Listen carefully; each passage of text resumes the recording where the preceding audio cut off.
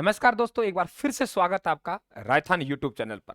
हम इस एंटीबायोटिक बात करने जा रहे हैं राजस्थान का एकीकरण और राजस्थान के एकीकरण का चौथा पार्ट है और बहुत शॉर्ट में बात करेंगे। मैटर शॉर्ट नहीं है, हम लोग जो बात करने का तरीका है वे हमारा यहाँ पे शॉर्ट होगा, यानी जो हमें समय लगता है लिखवाने में लिखने में वे समय की हम बचत कर रहे हैं और स्पीड से इस सीरीज को हम लोग निकाल रहे हैं। देखिए, संयुक्त वृहत राजस्थान की यदि हम लोग बात करें मित्रों, तो आपकी 15 मई 1949 को बना और इसमें कुछ भी नहीं पढ़ना आप लोगों को, इतना ध्यान रखना है। मैंने आपको बताया था कि चरण नंबर 1 मत्स्य संघ अलग से पड़ा हुआ है। चरण नंबर 1 मत्स्य संघ अलग से पड़ा हुआ है और चरण नंबर जो 4 है दोनों को हमें ज्वाइंट करने हैं। तो दोनों को ज्वाइंट करेंगे तो फिर क्या बनेगा? संयुक्त वृहत राजस्थान बनेगा। 15 मई 1949 को 14 जो रियासतें हैं वे चरण नंबर, ये ध्यान रखना, चरण नंबर आपके 4 में है। और ये लोग हम लोग बात करें आप लोगों के मत्स्य संघ, ये आपका चरण नंबर 1 में पड़ा है। दोनों को मिला के बराबर चरण नंबर 5 बनेगा। तो कुल मिला के कितनी रियासतें बन जाएंगी? 18 रियासतें। और जो पहले मैं आपको बता चुका हूं ये बात कि आपकी रियासतें जो इस समय मौजूद हैं वे 19 नहीं है। वे रियासतें आपके कितनी हैं? वे रियासतें आपके पास में सिरोही नहीं है। सिरोही कहां है? वे आप लोग सिरोही कहां है? तो आप सिरोही कहेंगे गुरुजी सिरोही गुजरात में गया हुआ है। गुजरात नहीं, उस समय बंबई प्रांत में गया हुआ था। भरतपुर किसान सभा की मांग धौलपुर भरतपुर के लिए ब्रज प्रदेश बनाए। ऐसा हुआ क्या था? क्योंकि मत्स्य संघ में ABCD शामिल थी और इसमें ये चारों की चारों रियासतें बॉर्डर पर थी।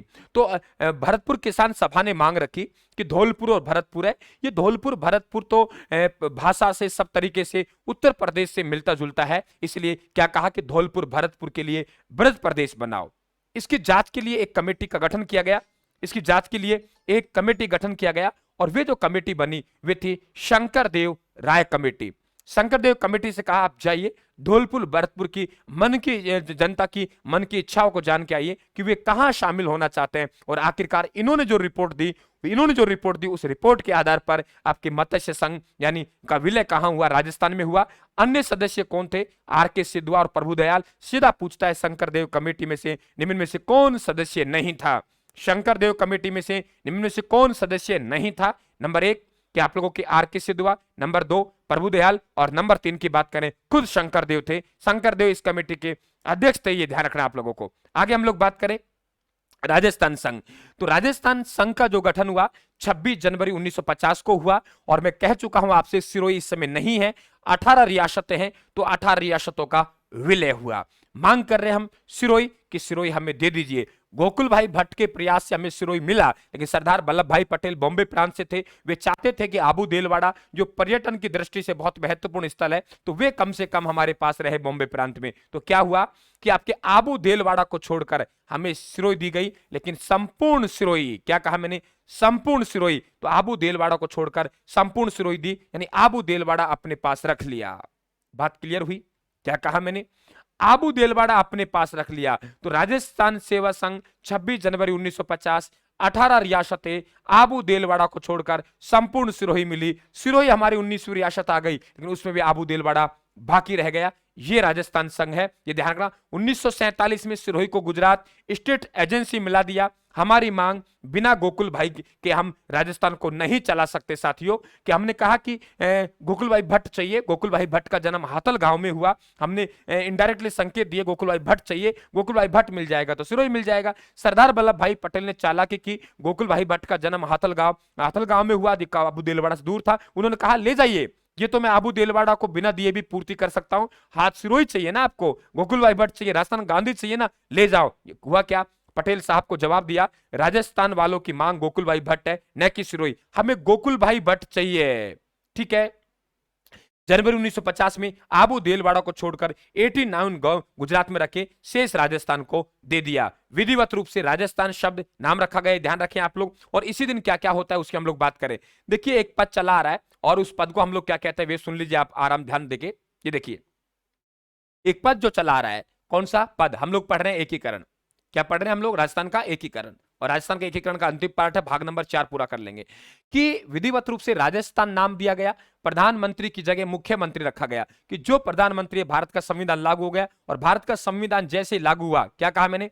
कि भारत का संविधान जैसे ही लागू हुआ तो लागू होते ही ये प्रधानमंत्री का पद सेंट्रल गवर्नमेंट में चले गया और राजस्थान में मुख्यमंत्री का पद लागू हुआ। जो व्यक्ति 25 जनवरी के दिन मुख्यमंत्री था वे व्यक्ति 26 जनवरी को क्या बन गया, सॉरी प्रधानमंत्री था, वे व्यक्ति 26 जनवरी को प्रधानमंत्री बन गया। बिना इलेक्शन के बन गए, बिना इलेक्शन तो 1952 में होंगे, इसलिए क्या लिखा हुआ है कि आपके प्रधानमंत्री की जगह मुख्यमंत्री रखा गया। प्रथम मनोनीत मुख्यमंत्री हीरालाल शास्त्री, यानी इलेक्शन हुए ही नहीं तो प्रथम मनोनीत मुख्यमंत्री थे हीरालाल शास्त्री, और निर्वाचित होकर जो मुख्यमंत्री बने वे टीकाराम पालीवाल बने। दोनों सवाल समझ लीजिए, राजस्थान के पहले निर्वाचित मुख्यमंत्री हीरालाल शास्त्री होंगे और राजस्थान के पहले मनोनीत मुख्यमंत्री हीरालाल शास्त्री होंगे और पहले निर्वाचित मुख्यमंत्री टीकाराम पालीवाल होंगे, क्योंकि 1952 में क्या हुआ, इलेक्शन हुआ, और 1952 में इलेक्शन के बाद ये क्या बने, आपके निर्वाचित मुख्यमंत्री बने। बात क्लियर हुई। अब बात करते हैं आधुनिक राजस्थान एकीकरण का 7वां चरण, यानी नाम है उसका आधुनिक राजस्थान। तो दोस्तों आधुनिक राजस्थान जो बनेगा वे आधुनिक राजस्थान 1 नवंबर 1956 को बना। आधुनिक राजस्थान कब बनेगा, 1 नवंबर 1956 को बनेगा। संपूर्ण 19 रियासतें आ जाएंगी और एक हमारा केंद्र शासित प्रदेश भी आ जाएगा। यानी जो आबू देलवाड़ा बचा उस आबू देलवाड़ा को हमने ले लिया, जो केंद्र शासित प्रदेश था उस केंद्र शासित प्रदेश अजमेर मेरवाड़ा को हमने ले लिया। उसके अलावा क्या किया, मध्य प्रदेश के सुनील टप्पा को राजस्थान में लिया गया झालावाड़ में, और झालावाड़ के सिरोंज को मध्य प्रदेश में दिया गया। एक हमने मध्य प्रदेश को दिया तो मध्य प्रदेश को हमने क्या दिया, सुनील टप्पा दिया। क्या कहा मैंने, मध्य प्रदेश को क्या दिया हमने, सुनील टप्पा दिया, और मध्य प्रदेश से क्या लिया, मध्य प्रदेश से क्या लिया, सिरोंज, सुनील टप्पा लिया, और मध्य प्रदेश क्या दिया, सिरोंज। दोबारा बोल रहा हूं, गलती से गलता बोल गया। मध्य प्रदेश के सुनील टप्पा को लिया झालावाड़ में और झालावाड़ की सिरोंज को मध्य प्रदेश में दिया। आधुनिक राजस्थान, इस दिन राजस्थान के मुख्यमंत्री थे वे मोहनलाल सुखाड़िया थे, इसलिए आधुनिक राजस्थान का निर्माता मोहनलाल सुखाड़िया को कहते हैं। यह भी अच्छा क्वेश्चन बनेगा। आधुनिक राजस्थान का निर्माता मोहनलाल सुखाड़िया कहते हैं। राज प्रमुख के स्थान पर जो राज प्रमुख का पद चला आ रहा था आपके वे समाप्त किया गया, राज्यपाल का पद लागू किया गया। यह काम हो रहा है 7वें संविधान संशोधन 1956 के द्वारा। 7वें संविधान संशोधन 1956 के द्वारा राज्यपाल का पद समाप्त किया गया और राज्यपाल के पद के स्थान पर एक पद लागू किया गया, और वे पद कौन सा था, सॉरी राज्य प्रमुख का पद समाप्त किया गया और राज्यपाल का पद लागू किया गया। बात क्लियर हुई। थोड़ी स्पीड खींचने के चक्कर में कई बार यहां उल्टा बोल गया।